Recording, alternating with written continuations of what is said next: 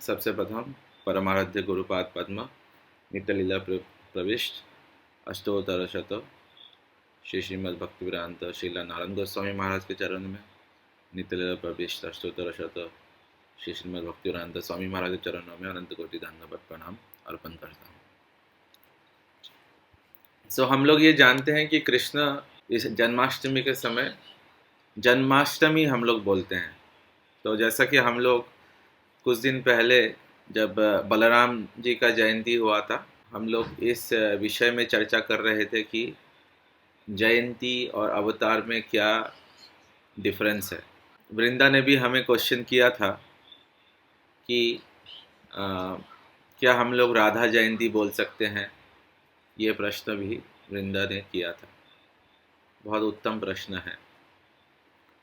और अवतार हम लोग कृष्ण अवतार नहीं बोलते हैं, हम बोलते हैं अष्टमी के दिन कृष्ण का जन्म हुआ था। लेकिन हम लोग ये नहीं बोलते हैं कि वराह जी का जन्म हुआ था। वराह जी का हम लोग जैसे जानते हैं कि ब्रह्मा जी के नाक से एक छोटे से सुबल ब्रह्मा जी के नाक से एक छोटा सा वराह रूपी ब्रह्मा जी के नाक से निकला और निकलते निकलते वो इतना विशाल काय हो गया कि पूरे धरती को भी अपने नाक में उन्होंने लेके यहाँ से उद्धार किया। हाँ, तो वराह जी का जन्म कोई हमने कभी देखा है कोई छोटे बच्चे का जन्म नाक से हो रहा है? तो या फिर कोई बच्चे का जन्म खंबे से हो रहा है कि खंबा फूटा और बच्चा आ गया। नरसिंह देव का अवतार हुआ, पानी से मत्स्य अवतार हुआ, अलग अलग अवतार हुए। तो जैसा कि हम लोग देखते हैं कि कभी बच्चे का जो जन्म होता है वो खंबे से नहीं होता है, या नाक से नहीं होता है, या पानी से नहीं होता है। तो सिमिलरली इसीलिए अवतार और जन्म का यही डिफरेंस है। अवतार जो होता है, अवतार का मतलब ही है अवतारित, मतलब जो अवतार हो रहा है, जो ऊपर से नीचे आ रहे हैं। लेकिन हम लोग जैसे जानते हैं एते चंशा कला पुंसा कृष्णस्तु भगवान स्वयं। तो जानते हैं कि कृष्ण जो है सर्व कला संपन्न स्वयं भगवान है। अब कुछ देर पहले गुरुदेव ये बता रहे थे कि ये सारे अवतारों को कृष्ण से अलग नहीं बोलना चाहिए। अलग बोलना भी एक तरह से अपराध है। अलग नहीं है, विष्णु तत्वतः सब सेम है। जैसे उदाहरण देते हैं, चंद्रमा है, एक चांद है, और चांद में जब चंद्रमा आधा होता है तो उसको बोलते हैं ये तो अर्ध चंद्रमा है। जब चंद्रमा पूरा होता है तो हम लोग बोलते हैं ये तो पूर्ण चंद्रमा है। इंग्लिश में बोलते हैं उसको न्यू मून। तो मून नया नहीं है, उसको ऐसे बंद कर दो नहीं तो फिर आ जाएगा केशव। हम लोग तो यही जानते हैं कि केशव आए हृदय में, लेकिन ये केशव कमरे में नहीं। तो इंग्लिश में भी बोलते हैं कि न्यू मून। तो मून कोई नया नहीं है, मून तो वही है। लेकिन मून की हाँ बोलो वृंदा। मून का शेप चेंज होता है। मून का शेप चेंज हो रहा है। मून कितना अपना रोशनी दे रहा है, कितना गुणों से वो अपने दिखा रहा है, उसके हिसाब से कभी अर्धचंद्र मून है, कभी पूर्ण चंद्र मून है, कभी मून एकदम से दिखाई नहीं देता, एकदम थोड़ा सा पतला सा कुछ तो एक रोशनी दिखाई देता है। हाँ, अमावस्या के पहले 1-2 दिन पहले।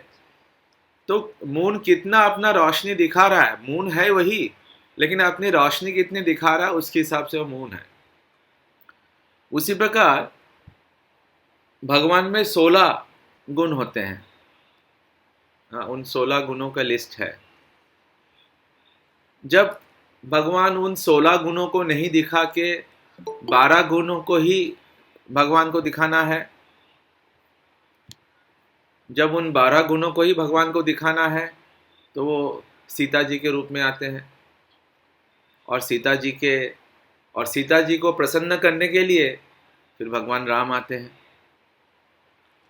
जब भगवान को उनमें से 14 गुण दिखाना है तो सत्यभामा रुक्मणी के रूप में आते हैं, और उन सत्यभामा रुक्मणी को प्रसन्न करने के लिए फिर जो द्वारकाधीश कृष्ण वो आते हैं।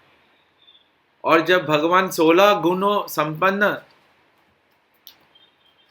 भगवान अपना पूरा प्रकट दिखाते हैं तो श्रीमती राधा ठाकुरानी आते हैं, और श्रीमती राधा ठाकुरानी को प्रसन्न करने के लिए भगवान ब्रजेंद्र नंदन कृष्ण फिर यहाँ पे आते हैं। तो हमें ये समझना है कि ये सारे अवतार, तो कृष्ण जो है वो स्वयं रूप है। There are various reasons. एक जो रीजन है कि कृष्ण, जैसा कि हम लोगों ने जाना कि कृष्ण जन्म लेते हैं ना, वराह की तरह, भगवान वराह की तरह, भगवान नरसिंह की तरह, भगवान मत्स्य की तरह, कभी ब्रह्मा जी के नाक से, कभी पानी से, कभी खंबे से प्रकट नहीं होते, अवतार नहीं है। जब कृष्ण मथुरा में आए तो कृष्ण 16 साल के आयु वाले एक युवक, हाँ 16 साल के, तो हमने देखा है कोई माता के गर्भ से 16 साल वाला आयु वाला युवक एकदम से पैदा होती 16 साल पैदा हुए ही नहीं, प्रकट हुए। इसलिए तो बोले मथुरा में, मथुरा जन्म स्थान नहीं है, मथुरा प्रकट स्थान है। और वो 16 साल का जो युवक है वो भी ऐसे नहीं आए, उनमें भी अस्त्र, शंख, चक्र, गदा, पद्म, सर में मुकुट, हमने कभी देखा ऐसे पैदा होके कोई ऐसा, कोई गदा लेके पैदा हुआ है, हम में से कोई ऐसा गदा लेके पैदा हुआ है, कोई धनुष लेके पैदा हुआ है। तो वो भी मथुरा में भी कृष्ण जो है प्रकट हुए। लेकिन गोकुल में कृष्ण जैसे एक शिशु है, नरवती लीला बोलते हैं। शिशु जन्म लिए, अगले दिन उनका गर्भ क्या संस्कार है, गर्भधारणी, हाँ, जो नारी छेदन संस्कार हुआ, जिसका हम लोग गोपाल चप्पू में अध्ययन करेंगे। कृष्ण जन्म लेते हैं। हम जैसे जो इस गौड़िया लाइन में है, हम इस ब्रजेंद्र नंदन कृष्ण, जो कृष्ण जन्म हुए, कृष्ण का जन्म होता, लेकिन अभी इसमें बहुत सिद्धांत की बात है। हाँ, बहुत सिद्धांत की बात है। हम लोग जानते हैं कि कृष्ण जो है वो अजन्मा है, तो फिर कृष्ण का जन्म कैसे हो रहा है? वो सिर्फ एक्ट करते हैं। वो एक्ट कर रहे हैं, सही है, एक्ट कर रहे हैं। तो हम लोग इसी जो नरवती जो कृष्ण लीला है, यही हमारे आराध्य है। जो प्रकट हुए हमारे आराध्य नहीं है। इसके पीछे बहुत सारे सिद्धांत हैं। जीव गोस्वामी पाद, रूप गोस्वामी इन सारे सिद्धांतों को बहुत अच्छे से हमारे सामने रखते हैं। हाँ, इसके पीछे जो सिद्धांत है ये बहुत ही इम्पोर्टेंट सिद्धांत है। ये सिद्धांत ये है कि कृष्ण जो जन्म यहाँ पे ले रहे हैं, यहाँ पे क्यों ले रहे हैं? अब गोलोक वृंदावन धाम में तो बस भाव है, वहाँ पे कोई जन्म लीला नहीं है। लेकिन यशोदा माता का वो भाव है कि कृष्ण ने मेरे गर्भ से जन्म लिया। अभी वो भाव अगर वो लीला नहीं होगी तो भाव कैसे आएगा? अगर वो लीला नहीं है, दैट मीन्स यशोदा माता का जो भाव है वो एक इल्यूशन है, मतलब वो कभी हुआ ही नहीं है और यशोदा माता ऐसा सोच रही है। तो फिर तो वो एक तरह से एक ड्रीम वर्ल्ड हो गया, एक फैंटेसी वर्ल्ड हो गया, एक माया हो गया कि कभी वो लीला हुई नहीं है और यशोदा माता बस सोच रहे हैं कि ऐसा हुआ है। इसलिए ये जो भौतिक जगत है यहाँ पे वो लीला सही में होती है। लेकिन जो कृष्ण जो है वो समय से भी परे है। इसलिए ये लीला भी हमेशा से हुई है और वो लीला भी हमेशा से है। कोई वहाँ पे समय का कॉन्सेप्ट नहीं है भगवान के लीला में। जैसे एक बार हमें सुबल प्रभु बोल रहे थे, ये जो भौतिक जगत की जो लीला है और भौतिक जगत के जो हम और आप है, ये भी कृष्ण के लीला में हम लोग भी सहायक है। अभी भी हम लोग कृष्ण के लीला में ही है। यहाँ भी एक्चुअली कृष्ण की लीला ही हो रही है। ये everything in this world is Krishna's leela. अभी भी हम लोग कृष्ण के लीला में ही है, हम लोग कृष्ण के लीला में सहायक है। अलग अलग प्रकार से हम लोग सहायता कर रहे हैं। ये बहुत एकदम सर घुमा देने वाला ये कॉन्सेप्ट है कि यशोदा माता का वहाँ पे भाव है, लेकिन कृष्ण का जन्म नहीं हुआ है। अगर कृष्ण का जन्म नहीं हुआ है, वो तो होना ही पड़ेगा, नहीं तो फिर वो माया होगा। तो कृष्ण का जन्म कहाँ हुआ है? इधर हुआ है, इस भौतिक। इसलिए ये वाले लोग का, यहाँ का जो वृंदावन धाम है, ये भी बहुत ऐसे तो उस वृंदावन धाम से अभिन्न है। क्योंकि जब चंद्र सरोवर में रास होता है तो ब्रह्मा के एक रात्रि तक रास होता है। ब्रह्मा के एक रात्रि मतलब 100 चतुर्युग। अभी तो कृष्ण आए थे इस वाले द्रौपद युग में, तो फिर 100 चतुर्युग तक कैसे रास हुआ? ये सब हमारे कंसेप्शन के बियॉन्ड है कि तब वो धाम और ये धाम कैसे है। और वो 100 चतुर्युग तक चंद्रमा वैसे ही था। चंद्रमा उस रास में रोशनी दे रहा था, इसलिए जो वहाँ पे सरोवर है उसको चंद्र सरोवर बोलते हैं। तो ये बहुत ही गुह्य लक्ष्य है, बहुत ही गुह्य ये सब लीला है कि कैसे चंद्र सरोवर में चंद्रमा 100 चतुर्युग तक था। जैसा कि हम लोग जान रहे हैं, तो आज हम लोग ये जान रहे हैं कि कृष्ण जो है, एत चमसा कला पुंसा कृष्णस्तु भगवान स्वयं। कृष्ण जो है सारे कला समेत कृष्ण स्वयं भगवान है। और यहाँ पे जब आते हैं स्वयं भगवान आते हैं। भगवान के अलग अलग तरह के अवतार हैं। मूलतः भगवान के अवतारों में स्वयं रूप अवतार और स्वयं प्रकाश अवतार, ये 2 विभाग है। ऐसा चैतन्य चरितामृत में वर्णन है।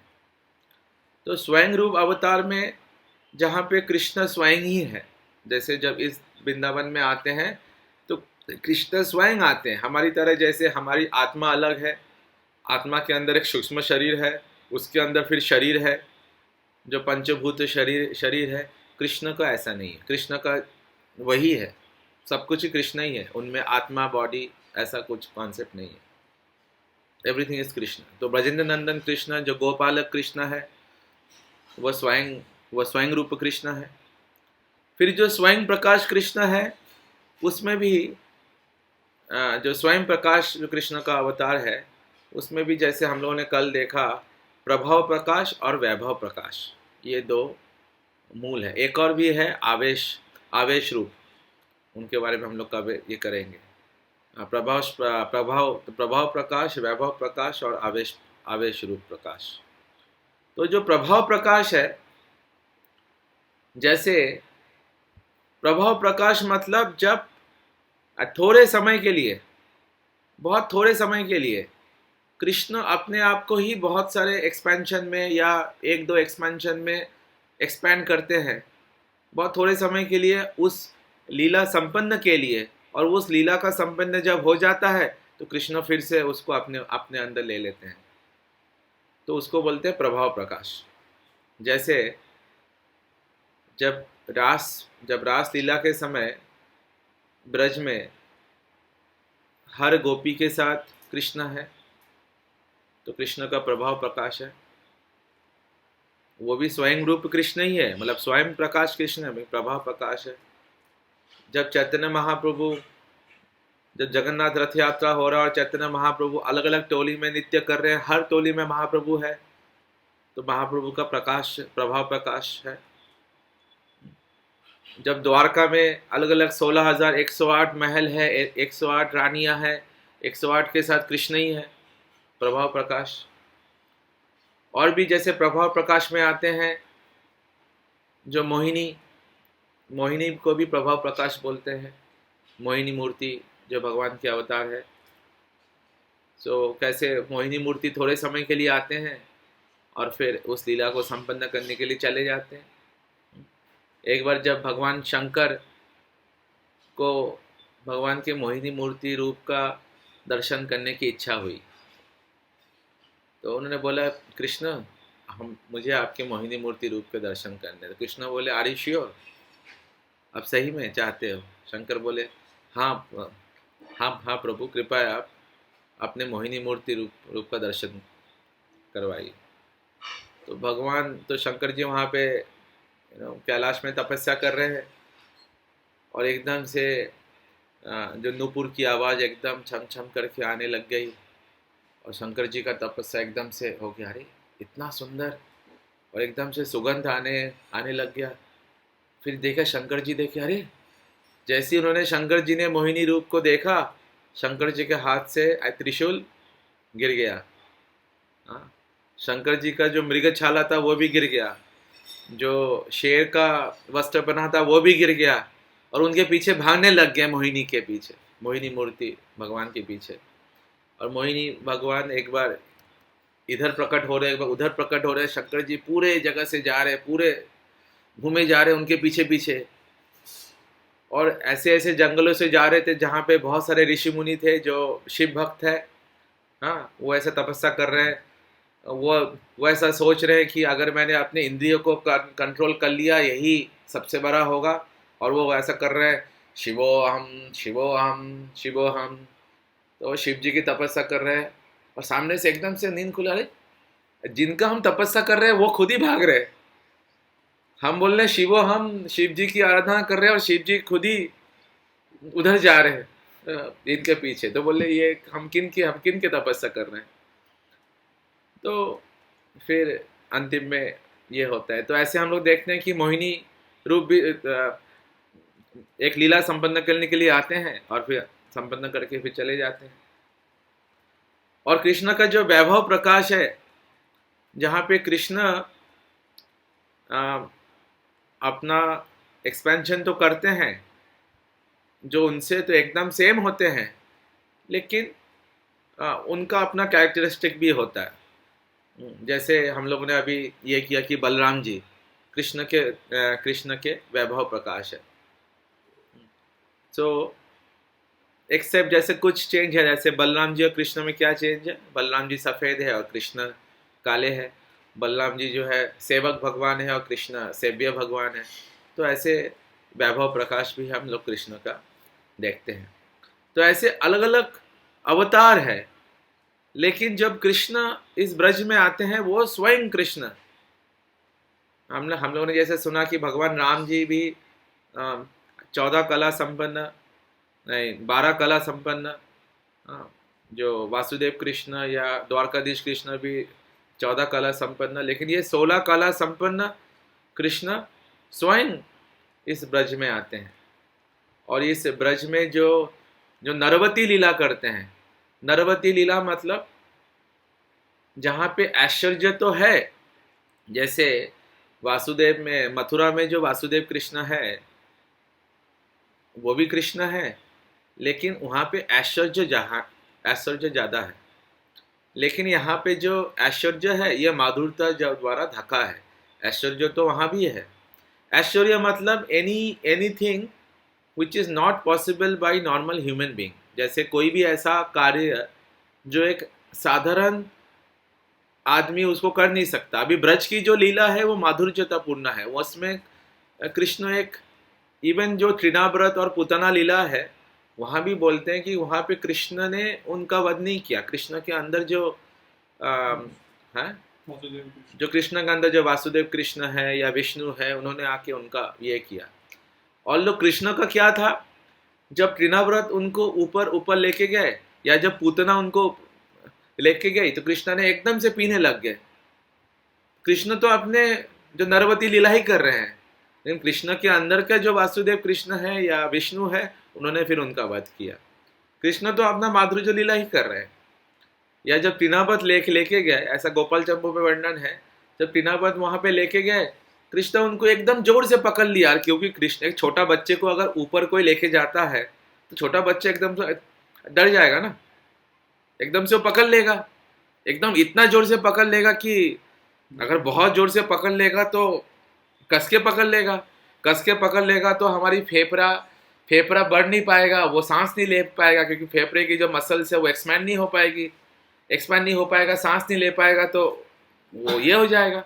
तो कृष्णदेव उनको, कृष्ण तो अपने माधुर्य लीला करते हुए उसको जबरदस्ती पकड़ लिए एकदम जोर से, एक बच्चा जैसे पकड़ लेता, अरे इतना ऊपर लेके बच्चा डर गया, पकड़ लिया। लेकिन कृष्ण के अंदर जो विष्णु है उनमें उन्होंने ऐसा शक्ति से पकड़े कि कितना पर छोड़ ही नहीं पा रहे, तो गिर गए। तो कृष्ण की सारी पास टाइम्स वहां पे माधुर्य पास टाइम ही है। सो इसीलिए यही जो ब्रजनंदन कृष्ण है, जो नरवती कृष्ण है, जो नरवती लीला कर रहे हैं, यही हमारे आराध्य है। ये जो है बहुत ही तत्वतः हम लोग इसको समझेंगे। तो आज हम लोगों ने अवतारों के बारे में समझा, विभिन्न अवतार, और भी बहुत सारे अवतार है, शक्तावेश अवतार, गुना अवतार, अलग अलग तरह के अवतार है, अंश अवतार, नैमित्तिक अवतार, पूर्व अवतार, तो अलग अलग तरह के अवतार है। लेकिन जो मेन जो है ये प्रकाश रूप और वैभव, जो वैभव प्रकाश और प्रभाव प्रकाश है, तो ये दो मेन क्लासिफिकेशन है। हाँ वृंदा, कुछ बोलना है? बोलो। हाँ बोलो, हाँ 1-2 मिनट बोल लो। एक बार उनके फ्रेंड खेलते थे तो बलराम जी ने बोला कि कृष्णा काल मतलब वो नीले मतलब काले हैं और सब लोग फैर है, मतलब सब लोग वाइट है, मतलब गोरे हैं। तो कृष्ण तो यशोदा मैया ने कृष्ण को बाजार से, तो सब लोग कैसे मजाक उड़ा रहे थे कृष्ण, तो फिर कृष्ण भाग्य और यशोदा मैया को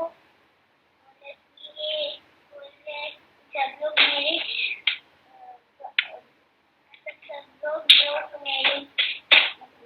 मजाक उड़ा रहे। तो फिर वो रोने लगे और यशोदा मैया लाला उनको मजाक करने दो पर तुम रोना।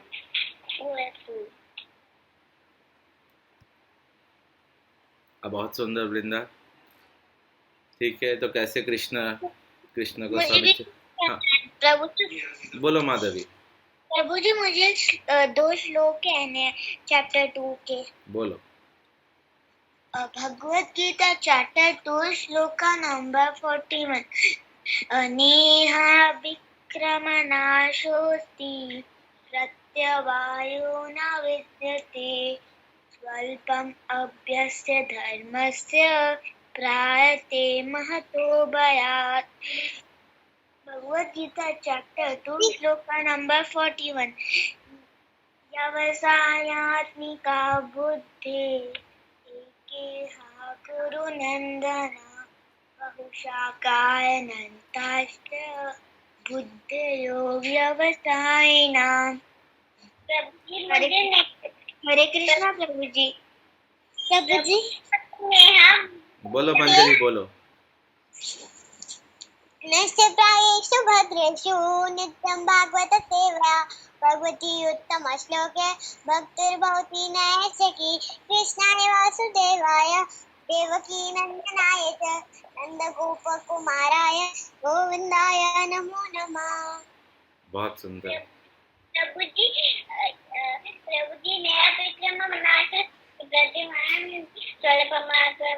स्वल्पमाति यस्य धर्मस्य त्रायते संपुंसा क्रोधात् भवति सम्मोहः संगः पत्रं पुष्पं फलं च मे भक्तप्रयच्छति तदां भक्ति पायतां। हमर सुबल प्रभु कहीं गए थे जहाँ पे था अंतरक्षरी। कहाँ पे था? कौन से मठ में? उनका शेड्यूल था अंतरक्षरी। हाँ, रूप सनातन गौड़िया मठ में। वहाँ पे शेड्यूल है कुछ जो 3:30 से 4:30 बजे वहाँ पे होता है श्लोक अंतरक्षरी। तो सब लोगों को अंतरक्षरी में जैसे लास्ट जो नंबर लेटर है उससे फिर किसी और को बोलना है। तो अगला श्लोक बोलना है। तो ऐसे ही हमें एक दिन अंतराक्षरी करना पड़ेगा। प्रभु जी मुझे एक श्लोका बताना है, एक श्लोका बोलो। चैप्टर 9 के। बोलो वृंदावनेश्वरी बोलो। 9.31 ओम नमो भगवते ओम नमो भगवते वासुदेवाय। ओम नमो ठीक है। भगवते वासुदेवाय। ओम नमो भगवते वासुदेवाय। भगवते धर्मात्मा शाश्वत जानते गच्छामि मातरे प्रजानीहि न मे भक्ता प्रणश्यति। Translation: He quickly becomes righteous and attains lasting peace. O son of Kunti, declare boldly that my devotee never perishes. बोलो। बहुत सुंदर। हाँ बोलो वृंदा। वो भी बोलना चाहती है एक श्लोका। बोलो बोलो। हाँ बोलो वृंदा बोलो। बोलो वृंदा बोलो।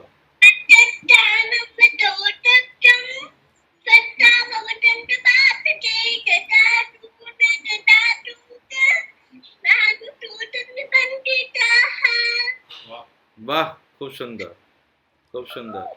Hare Krishna Prabhuji, I also want to say. हाँ बोलो। नमः संगदोष अध्यात्मनित्य प्रणवृत्तकाम संदेवमुक्त सुख दुःख संजय गच्छन्ति मूढ़ पदम अव्यम तत्। ये हमारे भक्तिवेदांत स्वामी प्रभुपाद, हमारे सारे गुरुवर्ग आचार्य वर्ग का ये असीम कृपा है, रूप गोस्वामी की कृपा है कि हम सब भगवान के इस ध्वनि को फिर से बार बार बोल रहे हैं। ये सारे समस्त गुरु वर्गों को अनंत कोटि धन्यवाद। तो कल हम लोग 8:30 बजे फिर से जो हमारा गोपाल चंपू ग्रंथ है वहाँ से हम लोग आगे फिर से अध्ययन करेंगे। तब तक के लिए निताई गौर प्रेमानंदी हरि हरि।